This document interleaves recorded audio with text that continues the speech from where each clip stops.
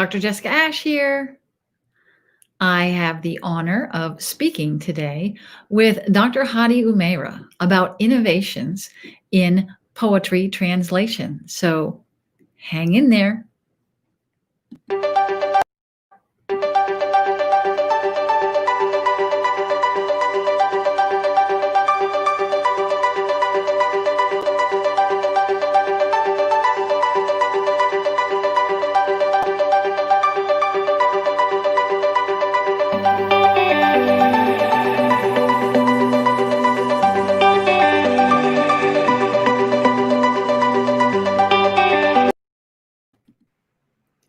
So, welcome, Dr. Hadi Umayra.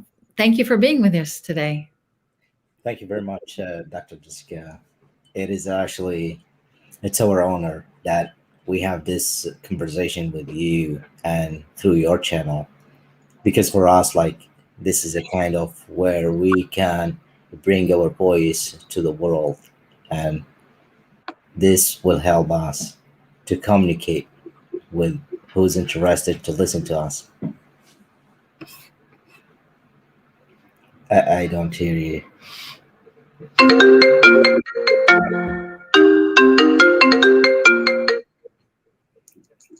I Hi. Now it's working. Well, excuse us, everybody. We've had some technical difficulties today, but for whatever reason, it seems like they're resolving themselves. We got a few laughs out there, and I guess that's okay. People are watching because it looked so funny. yeah. Maybe we can just continue and hope for no more technical difficulties. Goodness gracious. And do you hear me now? Is I it? can hear you just Oh, fine. yeah, me too. Okay. Yeah. So yeah. All right. So, Dr. Hadi Umayra, will you please tell us a little bit about your background? Yeah, like for us, for this, we are doing this interview especially for the translation, and for me, working with the translation, because for the experience that I have it as an interpreter and translator, and for the school and things that I done for the translation studies. For the master, I did actually before the master that led us back. My native language is Arabic, and I speak the Iraqi dialect, where I can consider it. This is like the mother language, and then the second language is the is the English language, where I learned it. I learned it through the bachelor degree. I studied in Mustansiri University, studied English of Art. I did the bachelor from there, and then after that, I moved to India to live there for 2 years, almost 2 years. Wow. Yeah, I studied English literature. You don't know that, right? No, I didn't know that. You don't know that. Yeah, and from India, I migrated to the U.S. and I start working uh, for the as a DoD, and then after that, I considered to rejoin the school again. I did the master in University of Illinois in translation and interpretation, and then after I graduated from there, I moved to Dallas for the PhD in literature, concentration, translation. And for right now, I'm doing extra study, doing master in political science. I'm in the Wow. last semester, yes. You are the definition of lifelong learner. Yeah, so it's a kind of like, where school is taking me to the level I keep learning, taking classes, updating myself, because this is the way how you just to prepare yourself for the academia, and also for how to meet people, how to try to bring something to the people and convince them about it. Yes. So I hope that's enough, or you need more. No, no, that's enough. My Yeah, goodness. I can bring the practice side, like where it can support the academia and the school. I thought I was the only person silly enough to go get another master's degree after I got a doctorate. But no, even you are getting another No, master. no, no, no. Yeah, because like this is the life right now. Like all the studies are interfering with each other. Like or just very much overlapping. So we need to have some knowledge about other fields, other disciplines. Yeah. So Interdisciplinarity. yeah. So for that, like, it is very good, like, to visit as a guest, Yeah. not as like, a permanent resident in Yeah. that field of study. No, you Well just said. visit as a, yeah, a guest. So for today, yeah, we're doing this for the translation part. Yes, and I thought that I would give our viewers a little bit of context and show them the book that we're speaking of.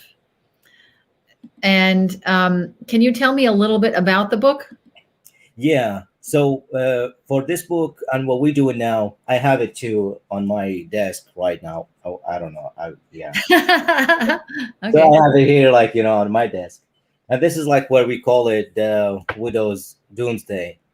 And this book I translated for the Iraqi poet. His name Hassan al Nassar, and they actually, before, I don't know him, but I hear about his poetry. But by chance, one day in our university at Texas, at UTD, University of Texas at Dallas, we had a kind of like gathering where we have. A meeting, and there were guests visiting the university, and Hassan Nassar was one of them. And he was speaking in Iraqi. When I hear them speaking in Iraqi dialect, I got interested, and then I went to him and I talked to him. I said, "Hi, are you from Iraq?" And he introduced himself. So after he introduces himself, I introduces myself to him. We got to know each other, became a friend after that. And Right. then, yeah, we discussed the book, The Widow's Doomsday. And then he said, like, we are working on translating. What do you think about it? I said, okay, this is a great idea because, like, for interrogating, like, for translating this book, it's a kind of like where it take you to a period of time that the Iraqi history gone through it. 10 years of their lives, the Iraqi war between Iraq and Iran. And this is like 8 years of war. It just harvested almost all the youth of Iraqis because they participated at that time and they got killed. And when they got killed, they left behind so many widows, and almost all of them they just got married. So with them, imagine yourself that you are killing more than 1 million youth and more than million husband within 10 years, within 8 years. What's gonna happen? So I said, this is a great, like, for us, we are proud, like, to work together and bring this out, because like he published his books in 1990, like it was like 1999, yeah, 1999. That was like a long time ago. So I said, like, just to rebring the book again, that will bring the history back to us. And this is like where it can take us to the level where we can discuss this matter again and trying to fix it. And I'm sure, like, you're gonna like it because we're gonna talk about the women here, because no one believes the women, It- no one tried to talk about their rights, because this is like, they lost their rights, and who was responsible for that loss? Is that? There's a Yeah. very deep meaning to these poems. Yeah. And so, my first question, though, is translation a science in creativity, or is it more like a simulation of the original text? That's a very good question, because, like, for a lot of people, they think translation is just like, speaking two languages, and speaking two languages where it can take you to the level you can just bring from A to B, from B to A. But behind of that, there is a lot of rules and regulations and some experience behind it. And this is where it can take you. So if we consider it as a science, where right now we are doing, because we are just working on theories when we translate text, or when we try to study a text, or when we trying to analyze a text. We are just take the theories and how we can bring these theories to the to the book, and how we can apply them. And this where it can take us to the scientific studies or scientific discipline for the book. But if we can consider it as creativity, this will make the translator as a creative writer, because most of the writers, when they write, they are just inspired with some others ideas. And when they inspired with some others ideas, what they do, they create their own book with the way how they believe it's a kind of a creativity work where they add to the original idea. So if we consider it as the translation as a creativity work, then we are just trying to bring the translator as a new writer. Wow. This is like a kind of like a concise point where we need to think about it and consider it. Is the translator his job a translator, or he is a creative writer? And where does uh, rhyming play in this? I did some 14th century translation from French into English. And the idea of making something rhyme in both languages is just yet another layer of challenge to the whole thing. So is rhyming relevant for Widow's Doomsday or no? Yeah, this is for these questions. I don't want to repeat the same thing, like to say like it's a good questions. It is a good questions. No, Sure, like all the questions they gotta be a good questions. But for these questions, like if we want to talk about the rhyme and rhythm, then we need to talk about the poetry rules. and okay. and this is where it can take us. And I'm just trying to speak for right now about the translation discipline. So if we want to translate a poetry, we need to see first this poetry belongs to the metric poetry or belongs to the blank poetry. What I'm saying, Okay. And blank, which kind? yeah. So that blank, it's a kind of a free verse. So a Blank. free verse, yeah. So the blank or the free verse, where that can be freed from the regulation. And the regulation is kind of like when you rhyme in the poem. But we trying hard like to keep some, because the poet himself, Hassan al-Nassar, he writes in both. He writes in metric poetry, and he writes in free poetry. And that's take him to the level where you can read his poetry, you can transfer some of the rhymes in there, because the rhyme and rhythm, the rhythm is very much there, because like when you read the book and there is some places you will see the rhythm. But for the rhyme, like it's gonna be very hard, because him, for this book, he just used the free verse for writing this book. So rhyme, it was not really our concern, but at the same time we Okay. trying to bring the meaning, the equivalent meaning for the words that we have it in the original text.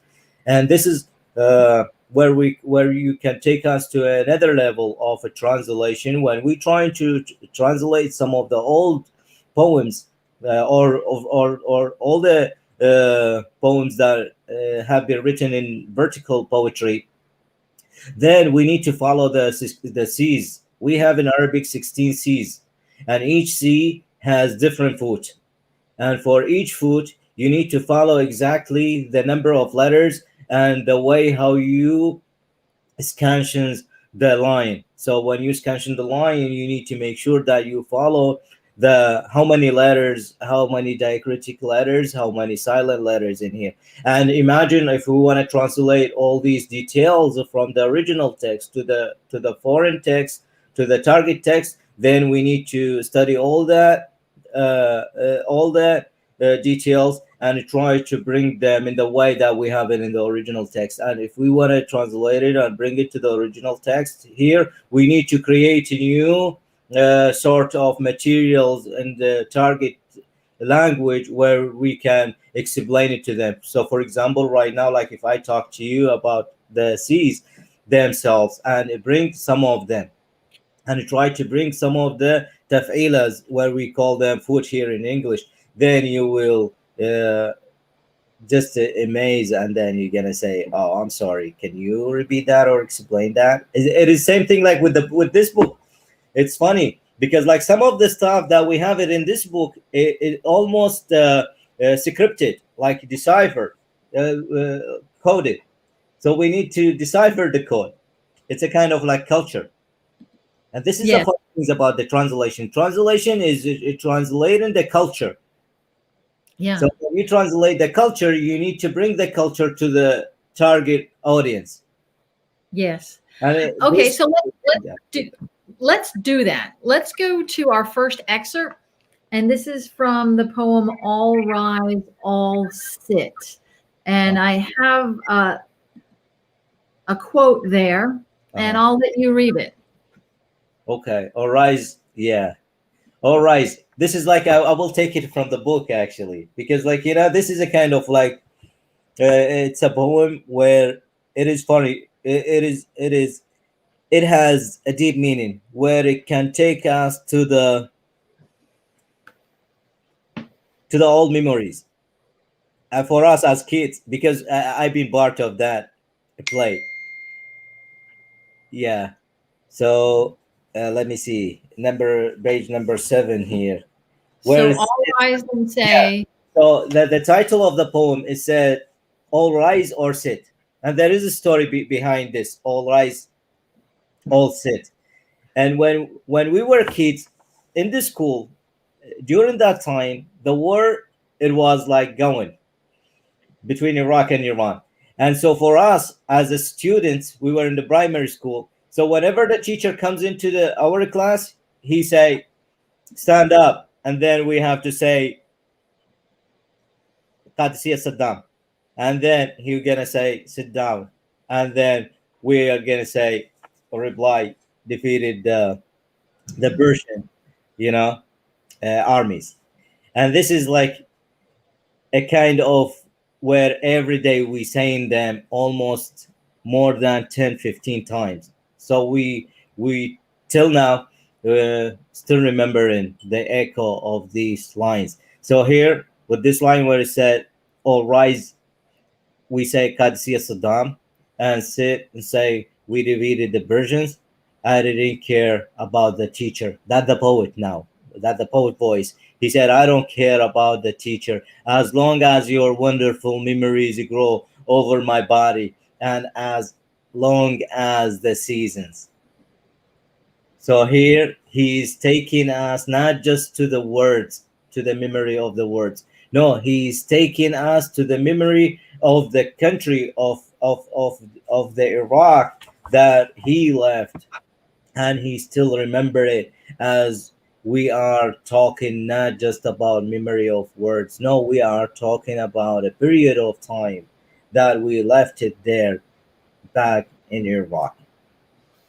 So this is for the poet, and this is like for any reader when he reads the this poem, he will look at the title, "All sit, all stand," and then he will start thinking, "What is this title?" But there is a story behind this title. If you don't go back and study the culture of this country during that period of time, you're not going to be the real meaning of this title or of these words or some of the words that we have it within the text. Because for the poet, when he wrote his book, he didn't just write poetry. No, he brought a kind of history within his yeah, poetry. very contextualized. Yeah, yeah. So it's a kind of like a book where they can teach it in the schools, where they can bring it back, to life. And then if they want to discuss uh, a matter of history, then they can go and back to it and say this book, like, discuss this and this and this and this. So, how did your understanding of specifically Iraqi Arabic help you in translation? Yeah, this is a lot of translators can think about it. and some of them they consider it is it's a crucial skill to learn the dialect. But some of them they say no, we don't need it, we just like we need to be good at the target language, because the target language where we're gonna end up with. But I need just to say one thing here, for this channel. In the translation world, when we translate a text, and if we don't understand all the aspects, or all the messages that we have them in the text, how can we translate all the messages to the target audience? So this is a point of where it can take us. If I'm not a good reader, I'm not going to be a good translator.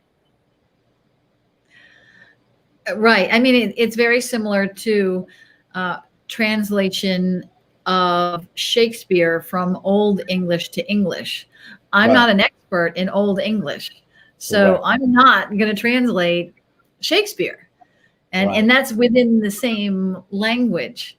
And the same can be said of if you're working in ancient French or Languedoc, Languedoc versus modern French into English. If you're not an expert in this specific dialect or the specific version of the language, then how could you possibly give an effective translation? This is a very good point, Dr. Jessica, and this will take us to a different level. And please uh, focus for what I'm going to say, and I need the audience focus on this point as well. For us, when we talk about the original book, and when we translate it into the target language with a kind of an accent, or with a kind of a language, it's heavy and hard for the target audience to understand it. It is fine, because translation of work, it will take steps here where it brings other parties to the work. So other parties, they can read the first version translated from the original text, and they can criticize it, or open it, or retranslate it, or re-add and work to it, or they can make. And that's what we do here in the academia, like, for in schools, what we do, that's what we do. We always bring the first uh, the first works, and we're trying to work it out, and to see why is it different from the new version that we have it now. So when we want to compare between the two works, then we can find the real details. So for example, with Shakespeare, when we read the Shakespeare with Old English, it will take us to some words it being disappeared, because no one use it nowadays. Right. So this will take us to a kind of a history where there's some words got vanished. And who's Right. responsible for these vanished words? The new generation. And the new generation, if we don't study the old generation, we're not gonna study the old civilizations. And this is not gonna happen, because like we've been doing over and over, we are just taking our knowledge from culture to culture, from civilization to civilization, and we are just going, because for us as human beings, we need to continue. So if we want to continue, we need to keep the copyrights for the culture that we are taking from it. So that brings me to my next question. Are you also a poet? Yeah, yeah. Yeah, I have poems. Yeah, I write. What I write some do you poetry. write a similar type of poem, or do you have a different style?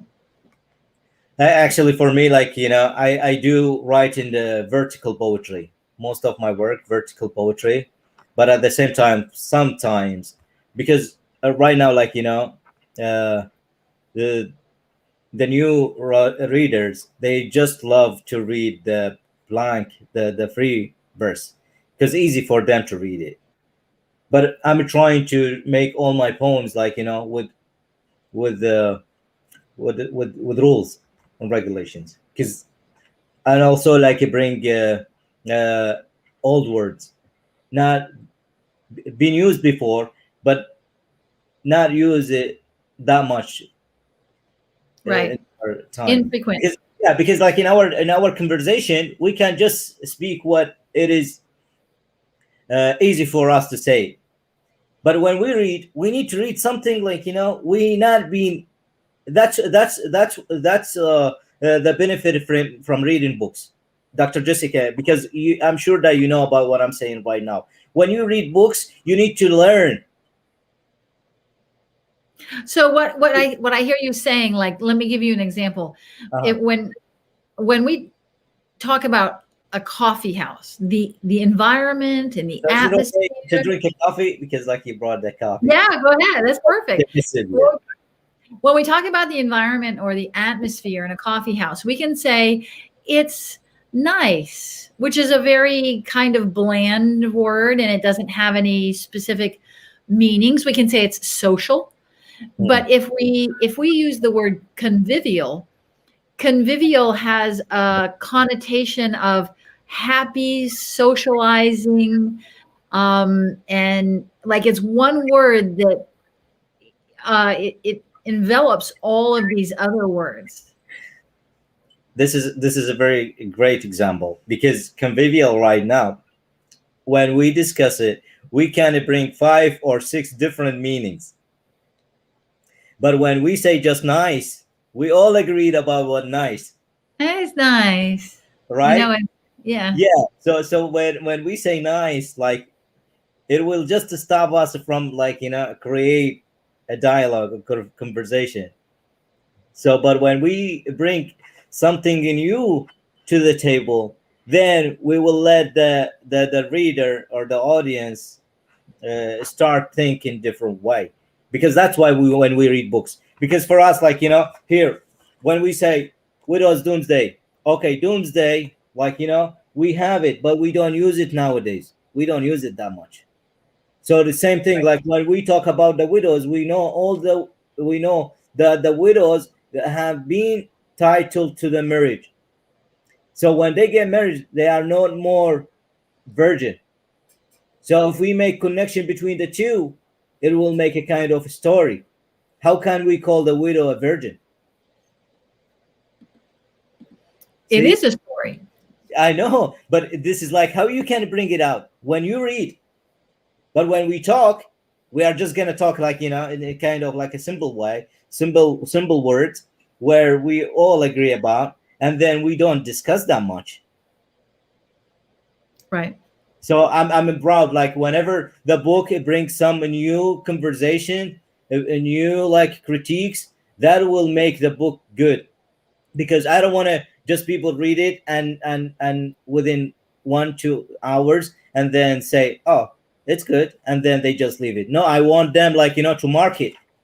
I want them to make marks Yeah. where I have little tabs everywhere of different I know. sections. I have a friend of mine, like she said, I have a friend of mine, she said I read it 3 times. I read it 3 times. That every time that I read it, I discover the new things, and she keep writing. And she said, just I'm waiting for the time that where we can meet and discuss all the notes that I have it for the book. Well, and there are a lot, the specific use of vocabulary brings about tremendous emotion in the reader. Right. And like, so I want to move to another poem called Aisha, Baghdad, and Me. Aisha, Baghdad, and Me. And I'm going to do a quick reading. Uh-huh. And we're only able to show some of the words, but we'll get started here. Uh-huh. My love with Akkadian lips, my letters are planted with questions. She tries to take my longing away from me.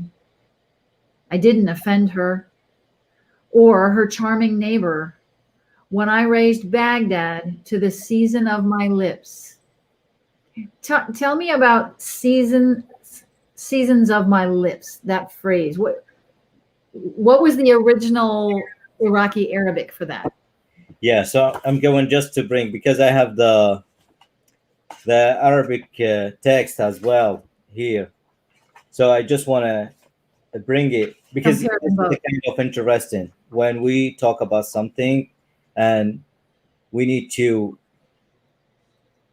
see like this is like a kind of a credit for the translator, and at the So same time, while you're looking, let me continue to read. uh-huh, Okay, so I'm going continuing with Aisha, Baghdad, and me.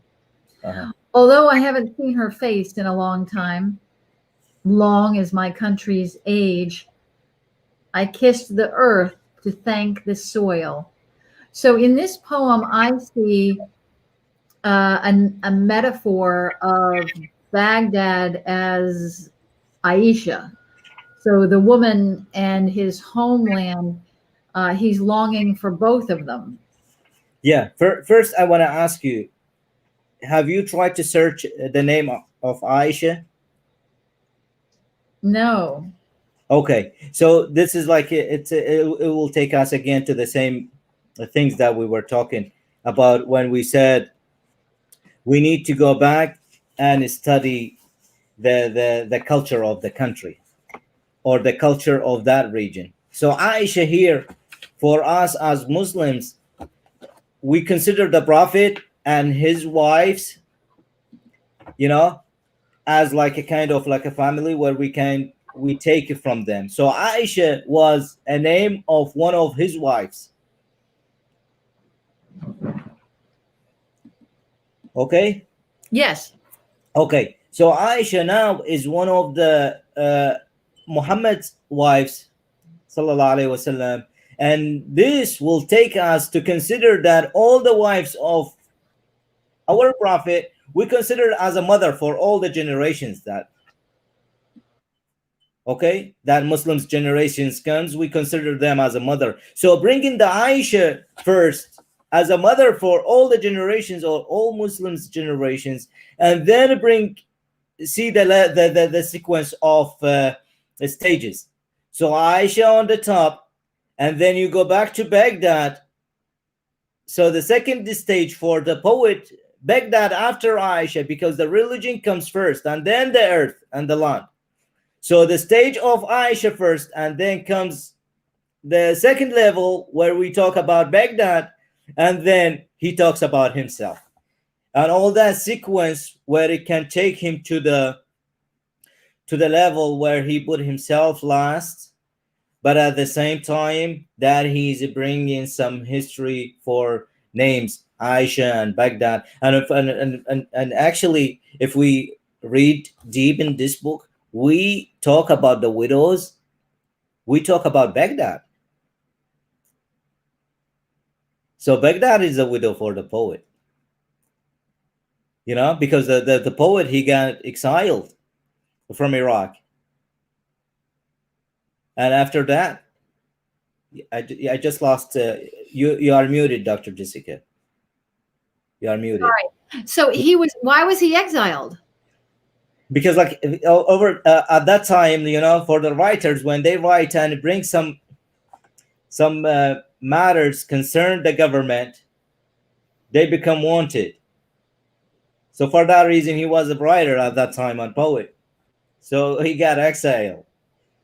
Yeah. That's crazy. Yeah, so he moved to Jordan. He lived for some times, and after Jordan, he migrated to the U.S. That was in 2000, I believe, 2003 or 2001. Okay. I don't remember exactly. Yeah, so here I have the original text in front of me, where he said, "Aisha wa Baghdadu wa ana habibatul akadiyatu shifa تزرع حروفي بالأسئلة وتحاول نزع صبابتي أنا ما سئت لها ولا لجارتها الفاتنة حينما رفعت بغداد إلى مواسم شفتي." So here, like when he said, I didn't offend all the women when I brought up Baghdad to my lips, to the seasons of the lips. So whenever I desire to kiss Baghdad, I don't offend other women. So, Dr. Jessica, did you hear that? Yeah, I did. I heard that. Yeah. So when he's thinking about Baghdad and kissing Baghdad, he's not offending another Yeah, woman. so I don't want to offend other women. He's very much trying to say, I don't want to offend other women because, like, you know, I can bring Baghdad at any season and kiss Baghdad. Yeah. So this is a kind of like, you know, I don't want you to feel jealous, like, you know. for all the women that I love. Like, I don't want you to feel jealous when I'm I taking that. don't think that Yeah. So I Aisha and Baghdad and me, this is a kind of like complicated images to see in one poem, and it's very interesting. Although I haven't seen her face in a long time, because he been away from Baghdad. Although for I so haven't seen her, yeah, for her face in a long time, long as my country's ages. Because like for Iraq, it been for ages as a country, and right. the land. Yeah, so as long as my country's ages, I kiss the earth to thank the soil. So does the poet have a wife? Yeah, he has one, but yeah, yeah, he has one. Yes. I presume that she's and not jealous. and he has 7 kids from Wow. yeah. They Wow. still actually, like they visited us like 2 days ago. We had dinner together. Oh, wonderful. Yeah, we were talking, and he's gonna be like, he will feel excited when he see this conversation, because we bring in his kind of works to the table right now. A lot of people, they forgot the words, because here's the thing, like about human beings, they always forget. I don't know why. They don't learn from the past, but they try to forget the past, and this is like where it's kind of like upsetting us sometimes. It is not really that kind of where we feel happy about it. Not So happy about it. Yes, just to what think should we about learn from the past that is evoked in these poems? What should we learn from them and remember? it. I don't know, but like there is so many things to remember, because like everything in it, we have to remember it. I'm telling you, like in all poems, that there is something to remember. But Hadi, my point is, Yeah. we can't remember everything we've ever read always and every meaning of everything. Yeah. So, for example, So right now, like, are you gonna forget the stand up, sit down story?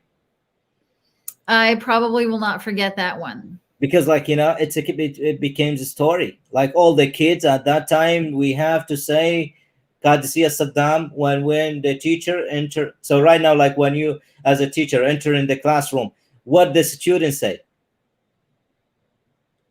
Uh, how they hello. welcome you. Good morning, Dr. Ash. Yes, but for us, like we were to say "Qadisiyah Saddam." So Qadisiyah Saddam is the name of the war. Ah, yeah. So this is kind of crazy. Like we were kids. Why we are involved in the political issues?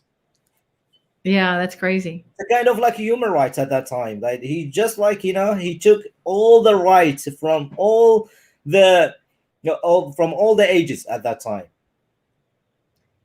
Kids, adults, young, married people, all the rights. Because like this is like where it can't.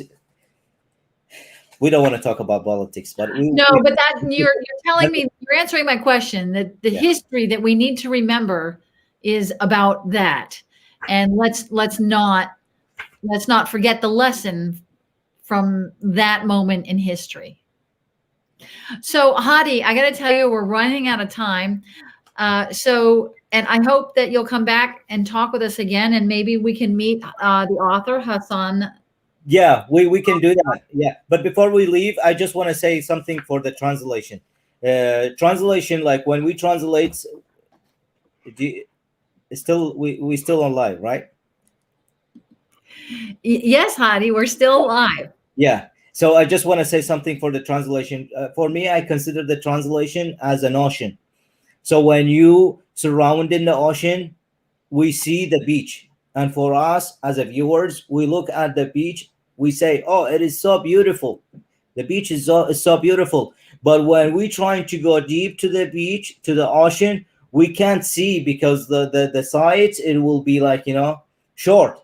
So our eyes doesn't see the deep, what's in the ocean, and doesn't see what's under the water. So for that, we are just say beautiful for what we can see. Same thing with the book. Yes. So for me, the translator, to take the book to this level, He needs ship and he needs submarine. The ship can take him to the deep of the ocean, Yeah. and submarine to take all the information that he have it under the water. So with the bringing these two things to the surface and bring it back to the beach, so where can people see everything, that will be great. That's a very good closing. Yeah, So so I just want to close this for the translation, because translation is kind of like a real things where people they need to take care of it, not just because I translate. Yeah, okay. but how you translate? Thank you for being here with us Thank you today, very Hadi. much. Yeah, it was wonderful. It was Okay. wonderful, and thank you very much. We'll meet again. Yes. You've been listening to Innovation in Poetry Translation with Dr. Hadi Umayra. Thanks for joining us.